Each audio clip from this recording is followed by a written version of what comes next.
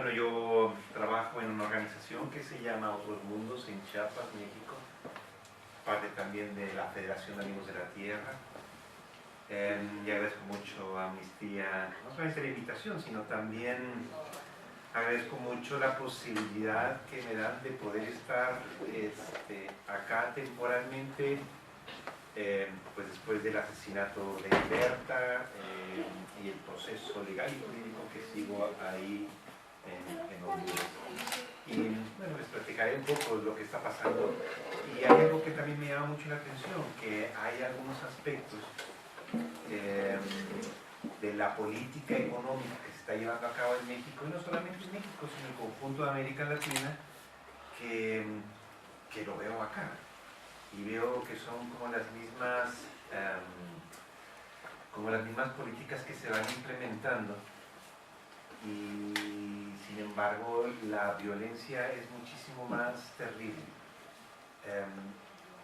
Cuando en años pasados se obligó de alguna manera a los países deudores, estoy hablando de América Latina, que debíamos un montón de dinero a los bancos, al Banco Interamericano, al Banco Mundial, al Fondo Monetario Internacional, después de muchos años de bienestar, donde los gobiernos nos ofrecían, bajo la legislación y la Constitución, nos ofrecía salud pública, educación,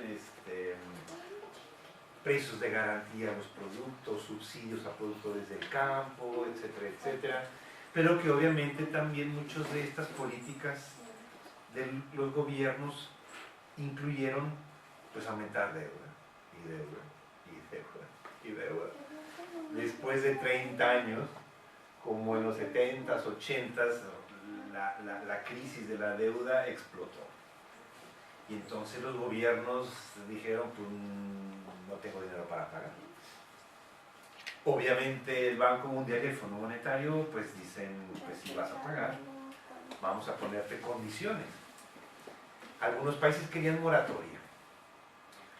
Obviamente los bancos no permitieron que hubiera moratoria al pago de la deuda, porque si no se vendría una escalada de más países que eligieran lo mismo. Obviamente el banco es banco, el negocio es negocio, los intereses son intereses, así el Banco Mundial diga que su misión es combatir la pobreza, es financiar infraestructura y obra social, además de otros aspectos, a los países del tercer mundo, llamados así, para generar gasto social. Obviamente el gasto social no implica tampoco devolver ese dinero. O sea, los gobiernos invierten en educación, en carreteras, en infraestructura, en el supuesto de cumplir también con la Declaración de los Derechos Humanos de la ONU. Los gobiernos están obligados a garantizar el bienestar de la población, garantizar el derecho a la educación, a la salud, a la alimentación, poner legislaciones para que haya un buen empleo, trabajo, para que haya salud pública, para que haya escuelas, para que haya condiciones de vida dignas. A eso nosotros le llamamos precisamente el estado de bienestar. Cuando los gobiernos se fueron endeudando en América Latina, aquello estalla. Si les suena algo parecido a lo que pasa en otros países, ahí pues me cuentan.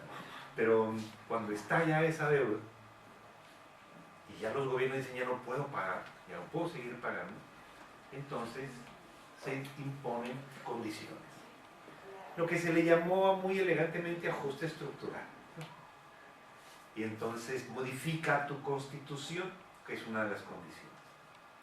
Ya mis empresas quieren entrar a tu país y entonces abre las fronteras, no cobres impuestos, obviamente los gobiernos reducen ingresos, modifica la ley laboral porque mis empresas quieren entrar, invertir en tu país y pues quieren ganar más, gastar menos, pagarle menos a los obreros, a los trabajadores, congelar el salario mínimo, reducir el salario mínimo, contratos colectivos, eso ya no.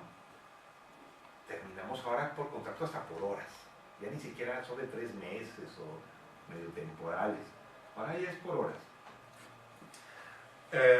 Y los gobiernos fueron obligados también a ir vendiendo sus activos, a privatizar. Y con esa venta, pagar deuda.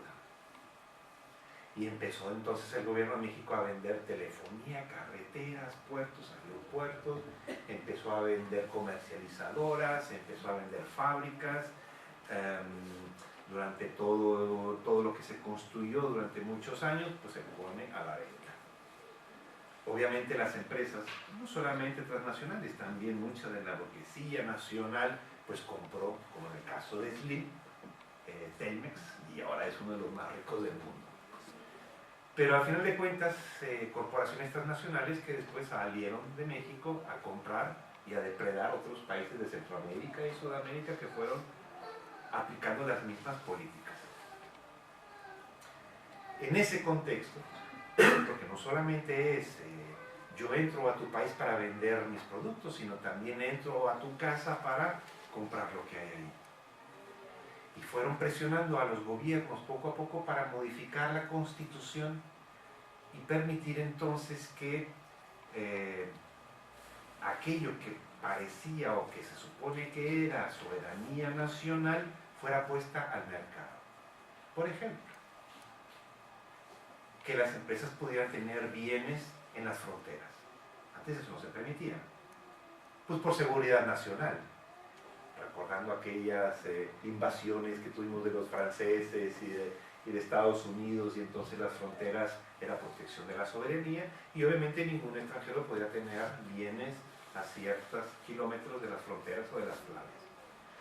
Pero las empresas turísticas querían encargarse de llegar a las playas y poner sus grandes conjuntos hoteleros, cadenas, incluso también en la Riviera Maya, en la península de Yucatán, donde han destrozado todos los bosques de manglares para hacer los grandes conjuntos hoteleros muy elegantes.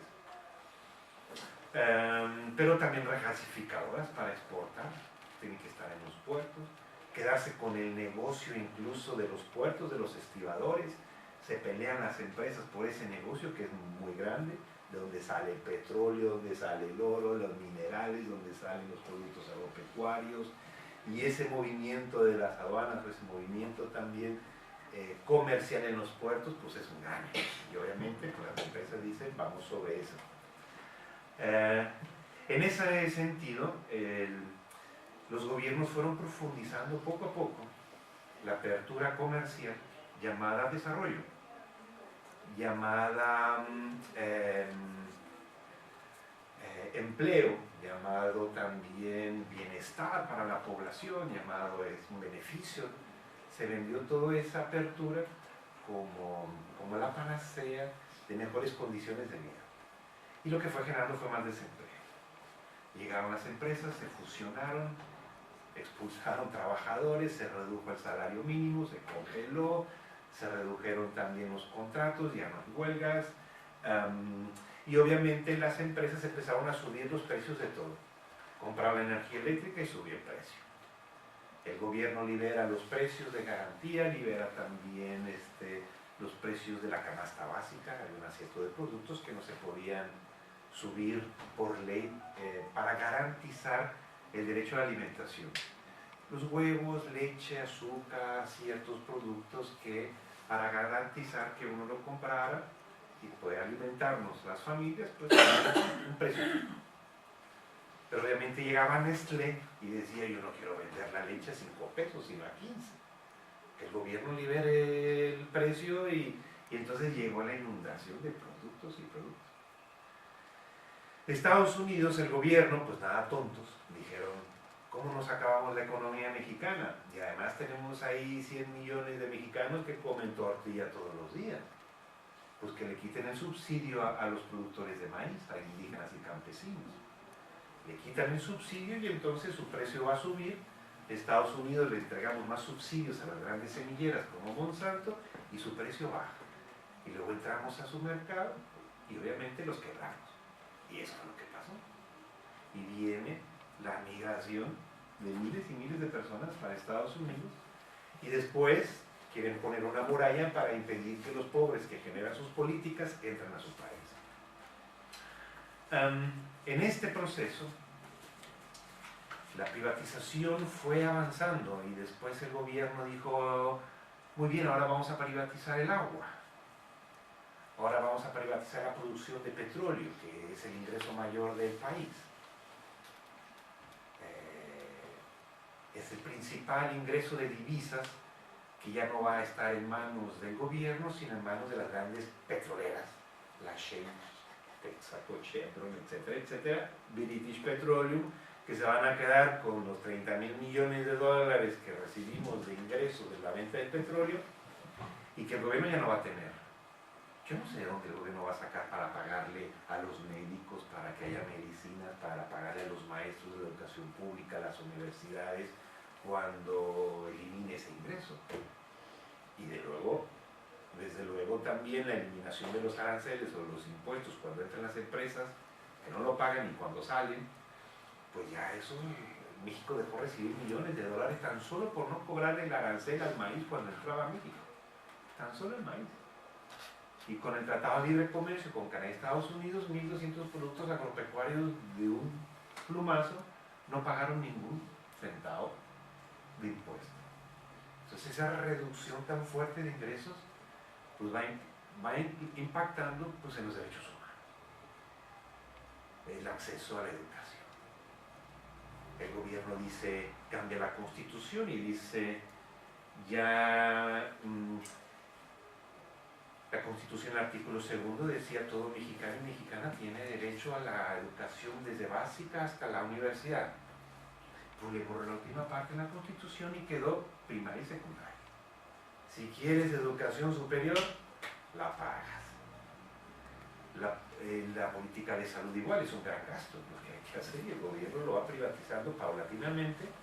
Hay cantidades obviamente de empresas que quieren quedarse con el negocio de la salud privada en un país de 120 millones de personas, imagínense lo que eso significa. Un país petrolero, hasta como buitres para llevarse el petróleo. Y obviamente eso impacta sobre el territorio. Después el gobierno dice, va, llévense el gas. Y empiezan las empresas a ver cómo invierten en gas, pero además, no solamente es traer el gas, sino que tengo que entubarlo para llevármelo al puerto. Y para entubarlo, pues tengo que pasar por comunidades, por pueblos. Y va a que se hagan ahora. Y empieza entonces la represión también para facilitar a la empresa el paso de los gasoductos. Pero también el petróleo, pues oleoductos. Pero también de los minerales, porque se privatiza la producción de oro y de todos los minerales estratégicos del país. Entonces llegan sobre todo las empresas canadienses, mineras canadienses, que son las más terribles, no solo, también australianas, también empresas mineras norteamericanas, chinas, para hacer titanio, como en el caso de Chiapas, que tiene mucho titanio o varita, que es un mineral que se usa para la extracción petrolera. Y todo se hace a cielo abierto, todo se hace a cielo abierto. Y eso implica devastar montañas y bosques y empezar a pelar toda la capa vegetal para llevarse su lingotito de oro. Y luego nos vamos enterando que de repente, donde no sabíamos que había oro, hay un montón de oro. Y empieza la prospección y la investigación. Y el gobierno dice, es que en México el 70% del territorio nacional tiene vocación minera. Va, concesiones. Y empiezan a repartir concesiones. Repartió 45.000 concesiones mineras en los últimos años que implican 95 millones de hectáreas. O sea, la mitad del país. Y la gente a dónde se va a ir. Y empiezan los conflictos en las comunidades. La gente se empieza a organizar y empieza a resistir cuando las empresas mineras dicen yo necesito 1 millón a 3 millones de litros de agua cada hora para lixiviar el oro. Y entonces, ¿y dónde los vamos a sacar? Pues a privatizar ríos, a generar más pantanos para retener el agua para la lixiviación de las empresas mineras. Unos monstruos de un diámetro del hoyo, un diámetro de 1 kilómetro de diámetro y 2 para abajo, donde han devastado pueblos y comunidades enteras, donde todo el uso de 5, 10, 15 toneladas de cianuro cada día revuelto con con el agua, 1 a 3 millones de litros de agua cada hora, pues es disputarle a la gente el agua, el acceso al agua. Y después la empresa canadiense la deja llena de cadmio, de plomo, de cianuro, de metales pesados, se lleva su lingotito de oro a Canadá y nos deja ahí la cantidad de embalses llenas y llenas de metales pesados. La gente muriéndose de cáncer, y hay casos terribles, terribles. En Honduras, en Valle de Siria, una comunidad completa que estuvo tomando agua del pozo, pensaba que la mina no le iba a afectar porque estaba allá lejos. Pero como todo se coló por debajo del subsuelo, estuvieron como 4 o 5 años sin darse cuenta y obviamente la mina no lo informó, tomando agua contaminada. Entonces la comunidad repleta de cáncer. Partos prematuros, abortos, niños con elefantiasis y muchísimas enfermedades que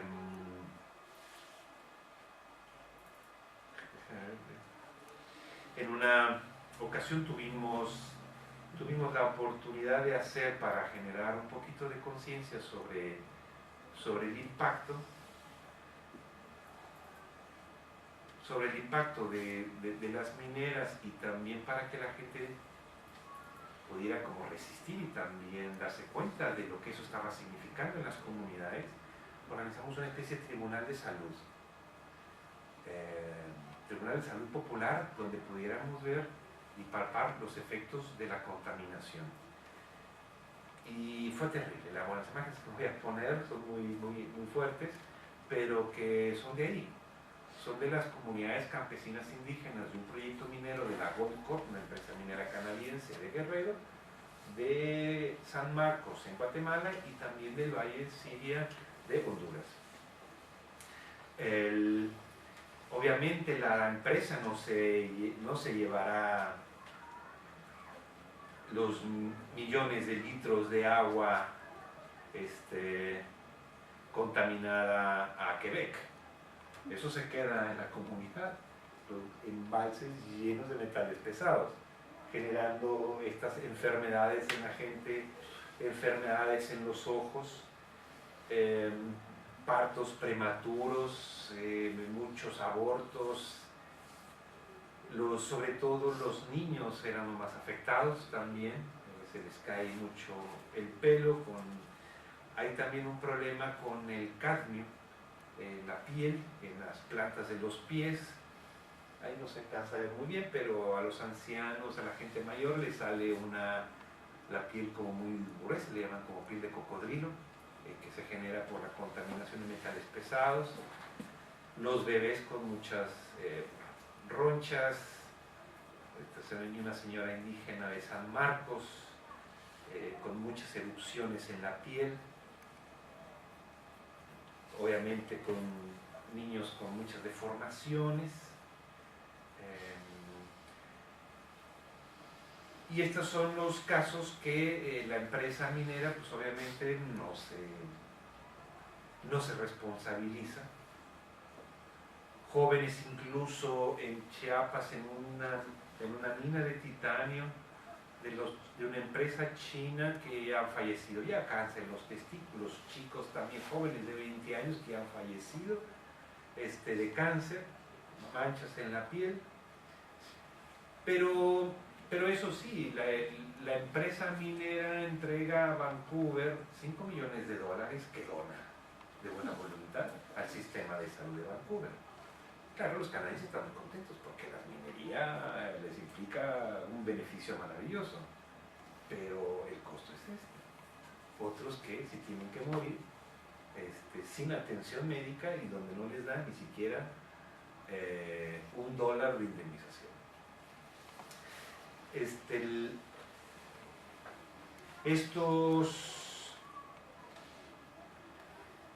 Estos casos en donde la gente reclama pues elementales derechos humanos, como queremos acceso al agua, a la salud, queremos acceso a la alimentación, una vez que todos los plantíos se llenan de polvo de los metales pesados, de tantas explosiones. donde se pudre la planta, donde se pudre el árbol frutal, donde se pudre el maíz, se pudre el frijol, todo se pudre, no pueden alimentarse. Por eso consideramos que la minería es uno de los megaproyectos de mayor impacto actualmente en América Latina, que implica mayor extensión territorial con impacto socioambiental irreversible. No se puede detener los impactos cuando acaban con una montaña, porque acaban con una montaña entera, pulverizada, pues no lo vuelven a reconstruir. Eso dicen las empresas mineras que sí, que 50 años que se vayan van a dejar las cosas como estaban. La población pues empieza obviamente a responder, a organizarse. Hay una... Pero quiero también decirles que no es solamente hay en México donde se da eso. Igual uno va a Honduras, a Guatemala, a Perú, a Colombia, a Chile, a Argentina, a Brasil, donde los proyectos mineros están devastando y devastando selvas, donde están devastando montañas y bosques y acabando con toda la capa vegetal, pues que por eso tenemos el cambio climático que tenemos. La mitad de los bosques del planeta ya no los acabamos y vamos a un ritmo de extractivismo sumamente acelerado. Como decía, la población sale a la calle, la población responde y la gente se está organizando y se han detenido muchos proyectos.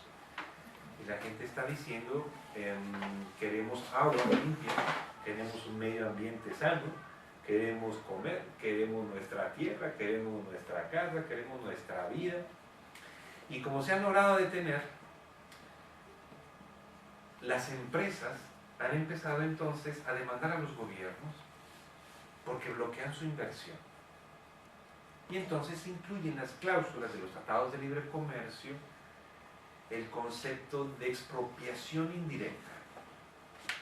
¿Y eso qué es? La expropiación es cuando un gobierno le quita a una empresa por bien supuestamente público, te indemniza y recupera algo, ¿no? Otra cosa son los rescates, que después de que privatiza, la empresa se lo roba todo, deja mal el servicio y luego el gobierno lo vuelve a recuperar, lo vuelve a limpiar y arreglar y luego lo vuelve a vender y así, bueno. Pero en ese proceso, los gobiernos, las empresas dicen, si la población bloquea mi inversión, entonces significa que tu gobierno no tiene la capacidad de controlar a la gente y me estás de una manera indirecta deteniendo mi inversión o lo que en otro concepto me lo estás expropiando. Entonces los gobiernos empiezan, para evitar las demandas de las grandes transnacionales, a criminalizar. Entonces empiezan a modificar el Código Penal. La movilización pacífica, que es también un derecho humano, el reclamo por los derechos humanos, eso ahora es delito. Los derechos humanos convertidos en delito. Es bloqueo a la inversión,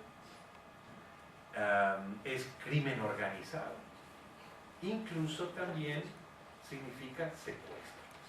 Si la gente bloquea el camino para decir que no pase el proyecto minero, y eso no sucedió en Chiapas cuando una empresa minera de barita llegó a las montañas de Chicomucelo, a la frontera con Guatemala, y empezó a llevarse la varita, dividió a la comunidad, compró a los líderes, les dio un poquito de dinero a las autoridades, firmaron, genera mucha corrupción, es una empresa minera canadiense, Blackfire, y entonces cuando la gente empieza a ver que se empieza a morir el ganado, los peces, los niños se meten al río, salen con ronchas, empieza la depredación del bosque, ya de repente no tienen agua, mucho lodo cuando llueve porque ya no hay capa vegetal, ven que en cualquier momento el cerro se les va a venir encima porque no hay capa vegetal y eso se les va a caer encima a las comunidades, pues la gente empezó a resistir. Luego pasan los camiones enormes, enormes, cargados de material y siembran las casas porque pasan por un lado de la comunidad. Las casas cuarteadas. Se tienen que salir de ahí, si no se les viene abajo, lo que les costó 30 años construir. Pero la gente empezó a resistir. tenían que pasar por otra comunidad y como esos camiones no podían pasar, pues iban tumbando más y más selva para hacer más ancho el camino. La gente dijo, no tienes permiso, ni un estudio de impacto ambiental, que hermano está robando mineral que no es tuyo. Y le dicen a la empresa canadiense, tú me pagas. Y la empresa dijo, no pago. Pues ¿cómo no vas a pagar? Pues que no pago. Entonces la gente dijo, bueno, pues no pasas. Y entonces empiezan a hacer una zanja para evitar que el camión pase. Llega la gente con sus picos y sus palas. Y entonces llega el gerente de relaciones públicas de la empresa canadiense con otros trabajadores, armado, apuntándole a los campesinos en su propia tierra y dicen, ustedes abren la zanja que nosotros disparamos. Se retiran, se sigue entonces con la movilización. Después Mariano Abarca, un querido amigo que era el que estaba liderando todo el proceso, pues ponemos así una cadenita en una de las calles del pueblo por donde pasaba la empresa. Le daba la vuelta, pero era parte de nuestra dignidad. Bueno, por lo menos estamos en son de protesta. Pues al final de cuentas la empresa dijo, pues yo no soporto tampoco esta, y como se sienten dueños de tu tierra donde no lo son, pues un día estando Mariano en la noche en su casa, en la calle, platicando con un amigo, pasan los trabajadores de la empresa y ¡pah!, lo asesinan. Le dan sus balazos por la espalda, como una distancia de 2 metros. Hicimos muchas movilizaciones a la Embajada de Canadá en la Ciudad de México, reclamando a la Embajada de Canadá lo que su empresa había hecho. Con muchas amenazas, incluso se metieron algunos a la cárcel que después salieron. Metimos una demanda ante la Comisión Interamericana de Derechos Humanos también por el asesinato de Mariano. Pero eso es el orden del día. En Oaxaca la empresa canadiense matan también a Bernardo y luego matan allí también a otra compañera Betty, pero también igual pasa en Guatemala, igual pasa en Colombia.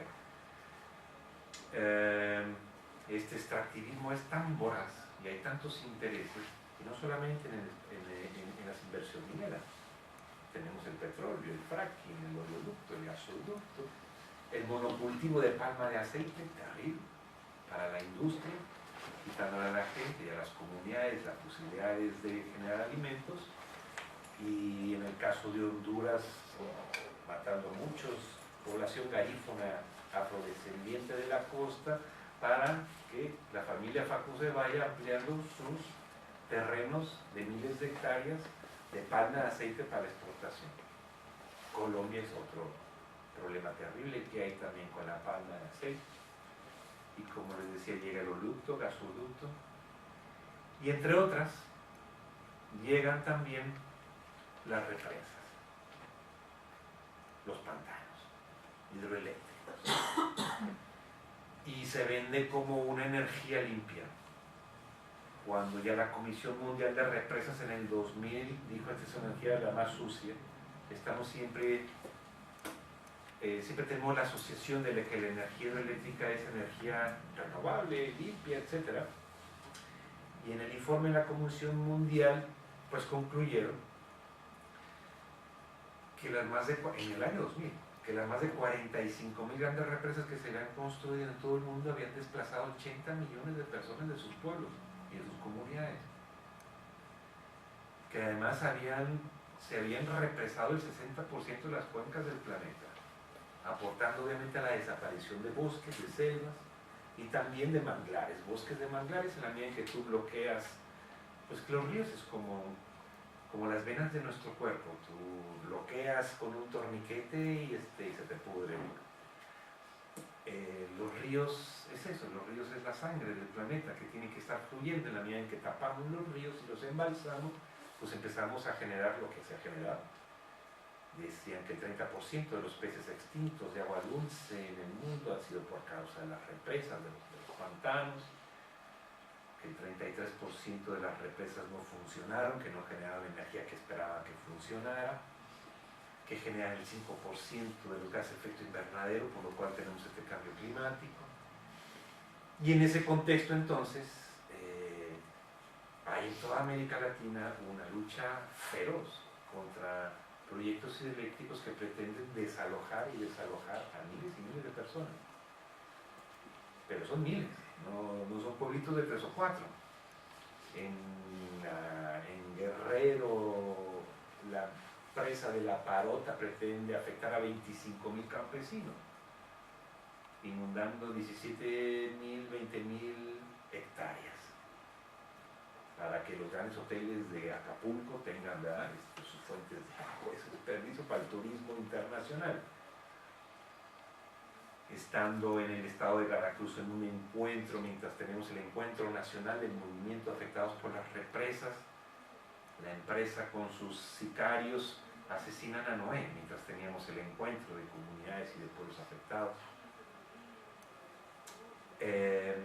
Pero así lo podemos hablar de Guatemala, en donde, ¿cómo se llama este Florentino Pérez? O no sé cómo, tiene también sus proyectos hidroeléctricos y ha generado muertes, masacres en Guatemala para el negocio de la hidroelectricidad.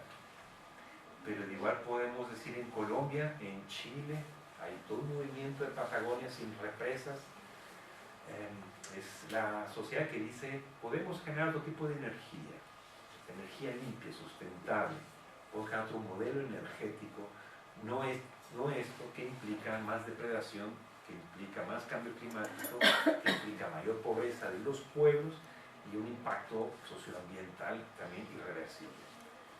Bueno, en este contexto es cuando Berta Cáceres también me invita a Honduras para reflexionar con la gente cuáles son las alternativas y cómo le podríamos hacer para generar proyectos de desarrollo local desde la cosmovisión indígena. Alternativas de vida digna, distintas, cuando estaban enfrentando un proyecto hidroeléctrico de la empresa DESA, de una de las familias más ricas de Honduras, por cierto, que tienen bancos y tienen muchas inversiones y que con toda impunidad iban amenazando y asesinando gente de la organización para ahuyentarlos y poder sacarlos de ahí e inundar todas esas tierras del río Gualcarque. Pues después del primer día también de ese taller, yo me alojo en la casa de Berta y es entonces cuando en la noche del 2 de marzo del año pasado, 2016, entran los sicarios y irrumpen. Uno entra a mi habitación, otro entra a la habitación de Berta simultáneamente, nos dispara, yo quedo herido y lamentablemente Bertita fallece. Hay mucha colusión del gobierno en esto. Era ya un asesinato premeditado y también muy anunciado, con muchas amenazas a Berta sobre su vida, sobre el COPIN, su organización, mucha movilización, que habían bloqueado carreteras y también habían puesto de cabeza al gobierno de Honduras por el reclamo de los derechos indígenas, de los derechos humanos. Intentaron también imputarme, no pudieron. Después de un mes de estar en la Embajada de México resguardado, me permitieron salir, pero no pudieron inventar lo que era tantas mentiras de lo que era obvio, que todo el mundo está involucrado ahí y que hasta la fecha hay 8 imputados, donde está incluso el gerente de la empresa DESA en la cárcel, que al mismo tiempo contrata a un militar, el militar a otros 12 militares, estos a un grupo de sicarios, toda la cadena del grupo que operativizó el asesinato. En Honduras es uno de los países más peligrosos, si no el más peligroso del mundo, también para los defensoras. 120 ambientalistas han sido asesinados desde el 2000 a la fecha, entre ellos también 5 personas que tenían medidas cautelares de la Comisión Interamericana de Derechos Humanos, asesinados también, entre ellos Berta Cáceres. En un país donde el 95% tiene una impunidad del 95% o más,